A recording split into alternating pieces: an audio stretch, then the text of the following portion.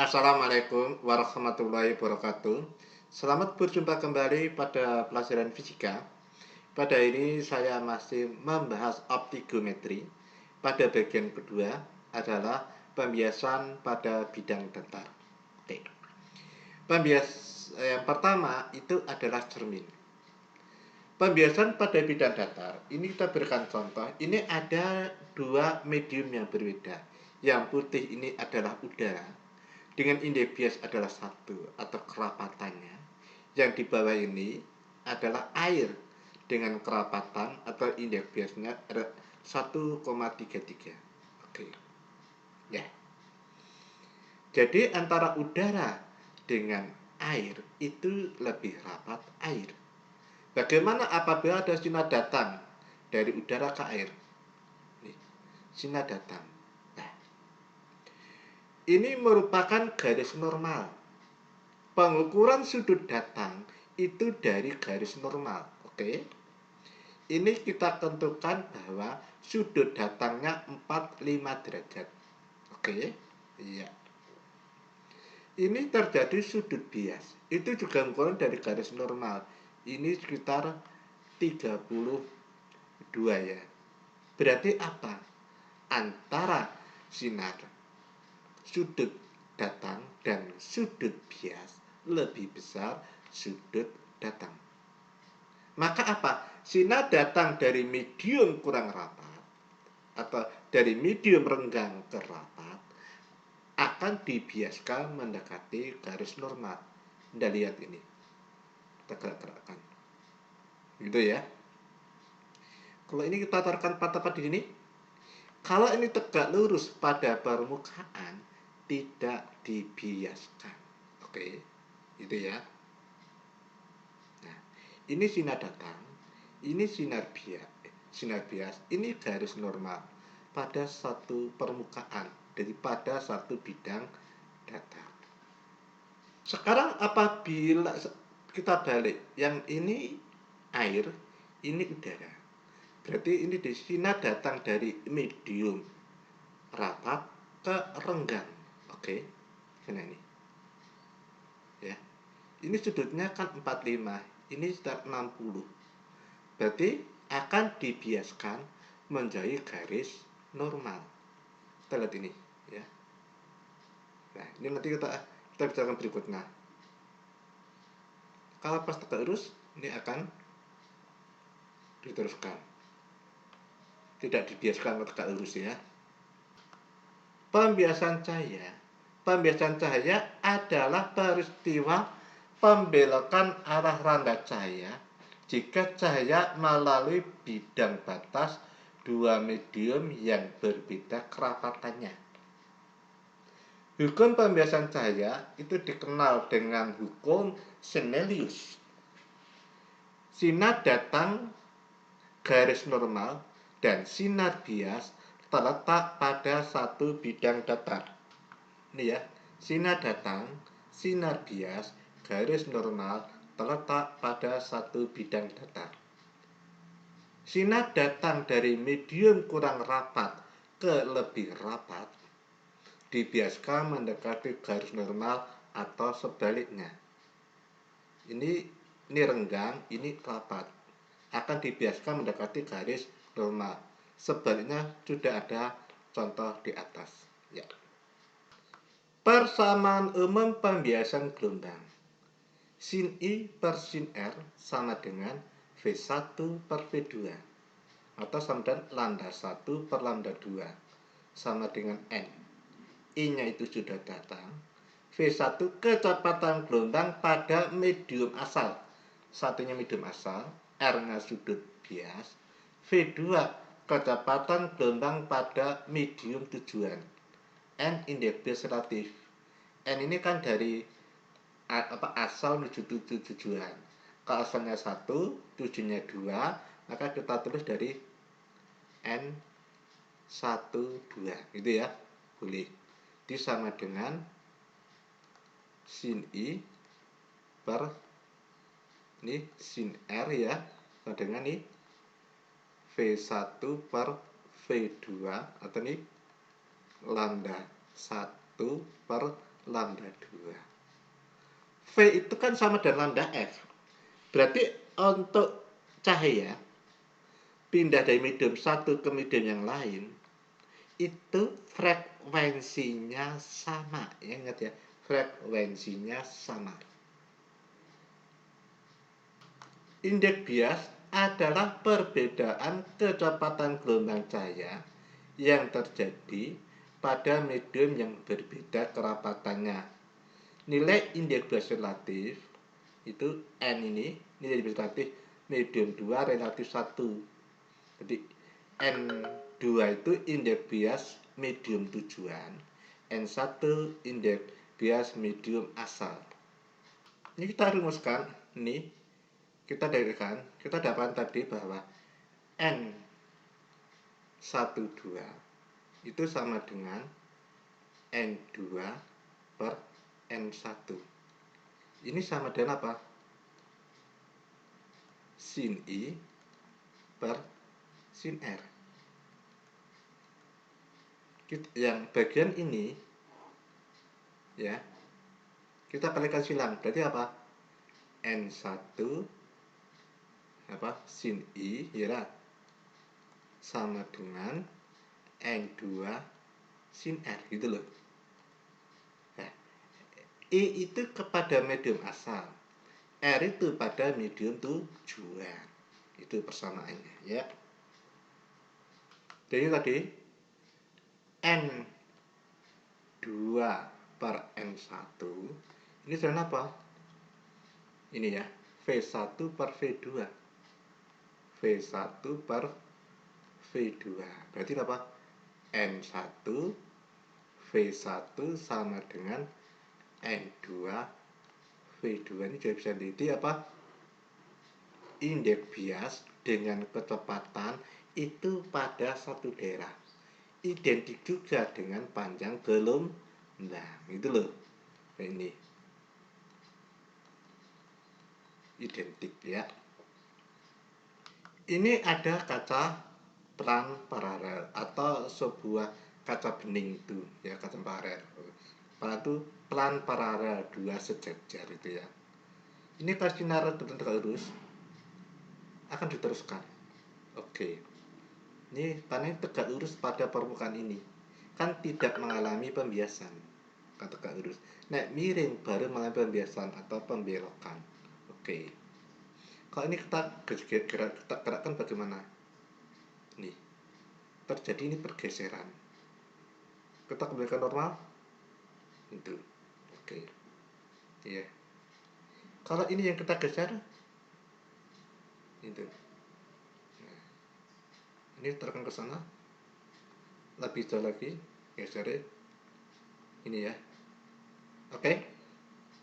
Kalau ini kan di sini lanjutkan. Kalau ini kita hapus, berarti sewaktu ada kaca paralel ini terjadi pergeseran sinar. Gitu ya. Pembiasan cahaya pada kaca paralel. Ini digambarkan seperti ini nih. Ini sinar datang. Ini dibiaskan di pada kaca paralel. Ini sudah datang, ini dibiaskan kembali. Ya. Di sini indeks biasnya di luar N1 ya. Di sini N2-nya itu sama dengan indeks bias prisma. Ini tebalnya prisma.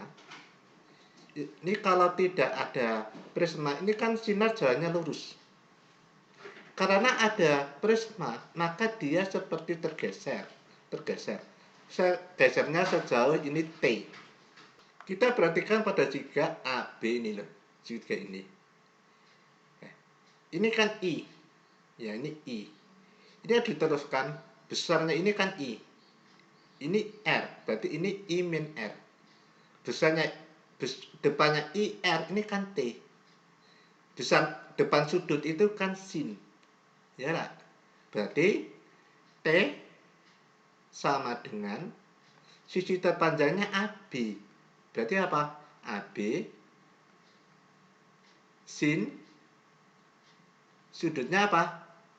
I min R. Itu ya. Oke, ini merupakan persamaan 1. Ya.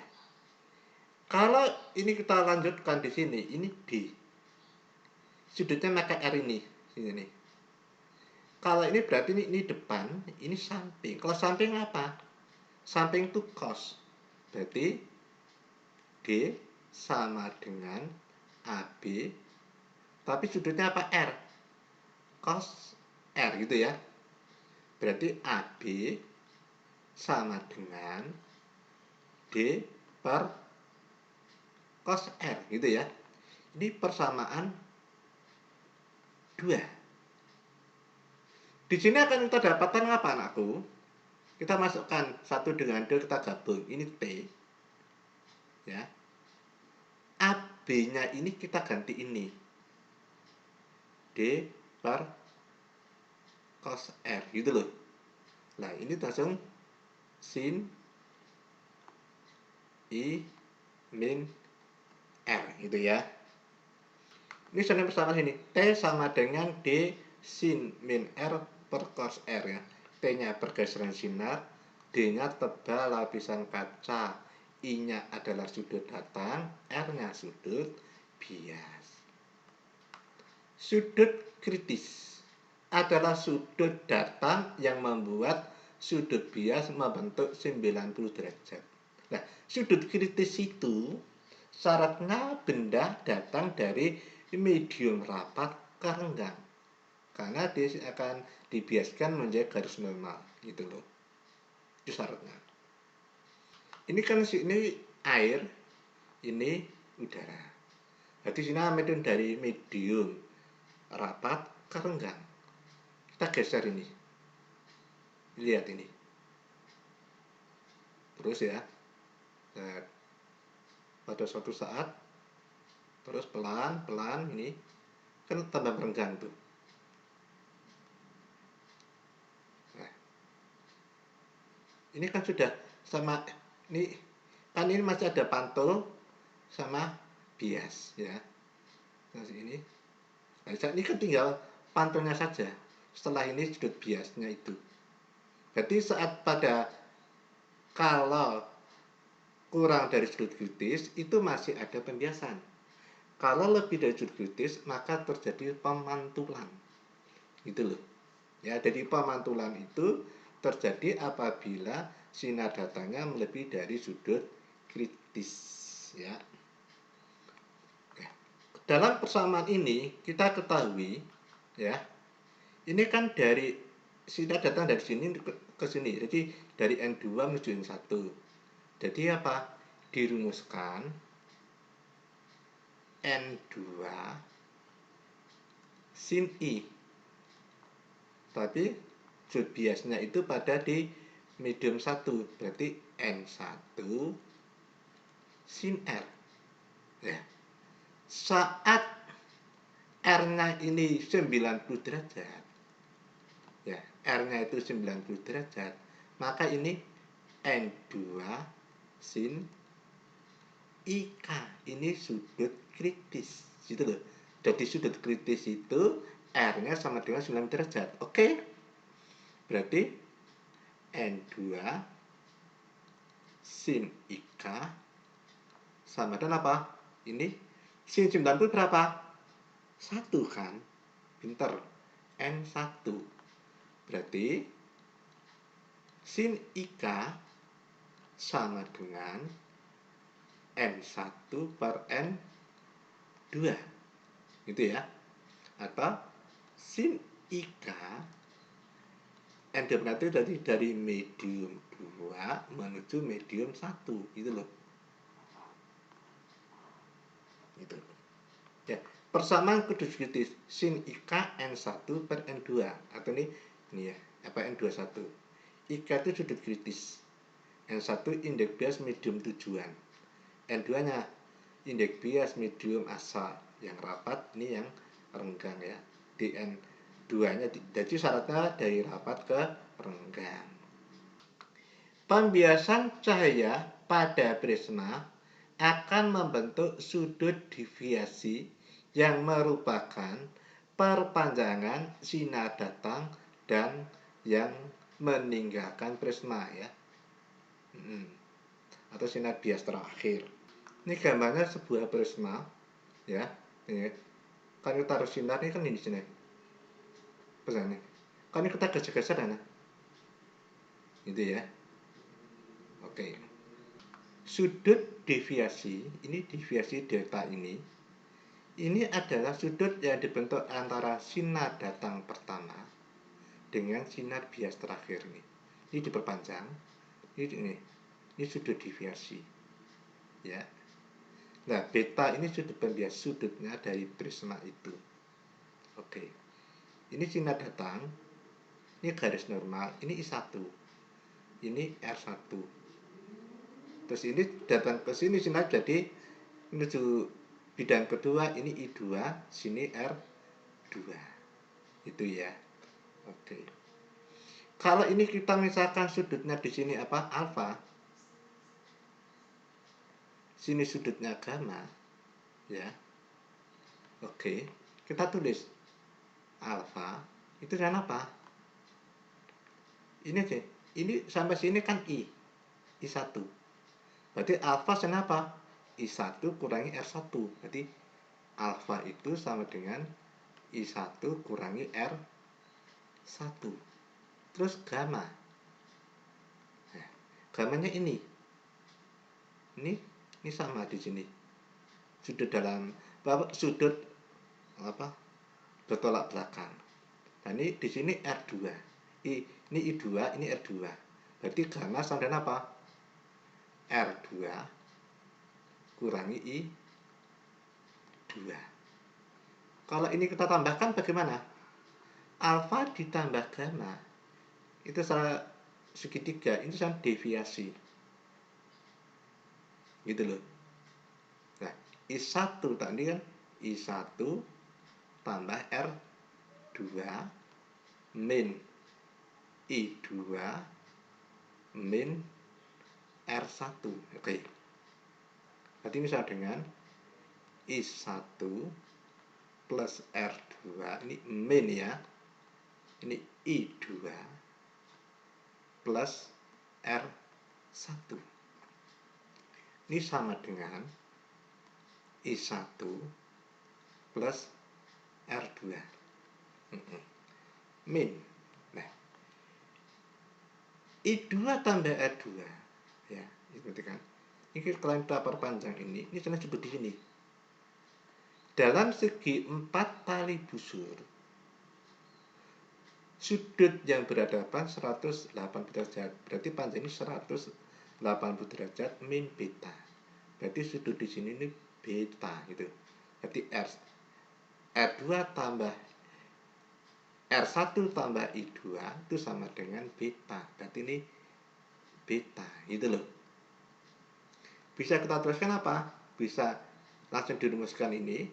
Deviasi sama dengan I1 plus R2 min beta. Boleh ini. Atau I1 plus R2 sama dengan deviasi delta tambah beta. Boleh ya? Itu. Sudut deviasi dapat dihitung nih. Sama dengan ini ya. I2 min beta. Ini sudut deviasi. I1-nya sudut sinar datang. A2-nya sudut sinar keluar. Sinar bias terakhir. Betanya sudut pembias prisma di sini. Oke. Ya. Kita perhatikan gambar ini. Kalau ini kita berubah. Ya. Pada suatu saat ini, ya, apabila I1 sudut sinar datang sama dengan sudut sinar keluar itu bersama-sama, akan dicapai deviasi minimum. Jadi syarat terjadinya minimum itu adalah apa? I1 sama dengan R2. Kalau kita namakan ini sebagai I, ya kan? Maka ini kan I1 per 2I. Berarti kan ini sama dengan 2I sama dengan beta ditambah deviasi. Karena sama, maka ini deviasinya minimum. Gitu ya. Syaratnya ini. Maka bahwa I sama dengan, tuh adik nggak ngubah apa-apa. Beta plus deviasi minimum masih terbalik. Oke. Nah, I1 sama dengan R2, maka R1 itu sama dengan I2. Kita namakan R. Berarti ini sama dengan 2R. Berarti 2R sama dengan beta. R sama dengan setengah beta. Itu ya. Kita pedomannya kan dari sini N1, ini N2. I1 yang sama dengan I. Berarti kan ini N1 sin I ya. Oke. N1 sin I sama dengan ini N2 sin R. Nah, berarti N1 sin, nah I-nya diganti dengan setengah kali kan beta plus deviasi minimum. Berarti N2 sin setengah beta. Ini dapatkan sebuah persamaan. Gitu ya. Ini soal ini di N masuknya. N awalnya aja ini N prisma, kan masuk prisma. Sin setengah diviasi plus beta. N sin setengah beta sama dan ini prinsip ya. Dan ini berlaku untuk divide rumus ini untuk beta lebih besar dari 15 derajat. Ya. Oke. Tapi bila betanya itu kurang dari 15 derajat karena dinyatakan dalam radian sin theta itu mendekati theta, maka menjadi ini. Ya. Perhatikan ini yang lebih 15, ini kurang dari 15. Kalau tidak ada kata deviasi minimum, maka rumus I1 plus R2 sama dengan beta plus delta. Nah, minimum kita lihat betanya lebih besar dari 15 atau lebih kecil, gitu ya. Ini batasnya ini. Ya. Sampai di sini dulu pertemuan masalah pembiasan pada bidang datar. Assalamualaikum warahmatullahi wabarakatuh.